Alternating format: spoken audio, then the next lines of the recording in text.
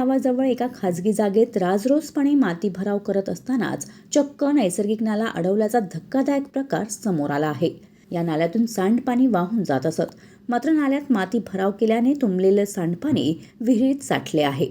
तेच पाणी पिण्यासाठी आदिवासी कुटुंब वापरत असल्याने त्यांचे आरोग्य धोक्यात आले असून गावात लहान मुलांसह अनेकांना आजारांना सामोरे जावं लागत आहे. त्यामुळे सध्या आदिवासी बांधवांमध्ये चिंता व्यक्त केली जात आहे.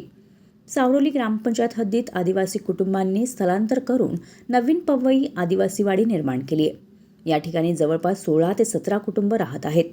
त्यांच्यासाठी ग्रामपंचायतीने पाण्याची टाकी बसवली आहे. तरीही पिण्याच्या पाण्यासाठी विहिरीचा वापर केला जातोय. नैसर्गिक नाल्यावर माती भराव केल्यामुळे सांडपाणी तुंबून राहिल्याने सांडपाणी झिरपून विहिरीत दूषित पाणी साठले आहे. तेच पाणी आदिवासी कुटुंब पिण्यासाठी वापरत असल्यामुळे आदिवासी वाडीत आजाराची साथ पसरली असल्याने आदिवासी बांधव संताप व्यक्त करताना दिसत आहेत.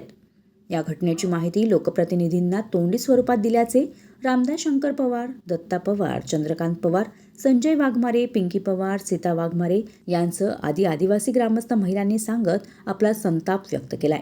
सदर माती भराव करताना किती रॉयल्टी काढून शासनाचा महसूल भरला आहे याची सुद्धा चौकशी करावी.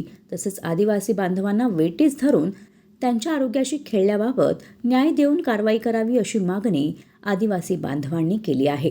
भरावा केलाय सगळा, तो पाणी सगळा कोंडलाय, तो सगळा आमच्या पियाच्या पाण्यामध्ये सगळं घाण पाणी जातंय.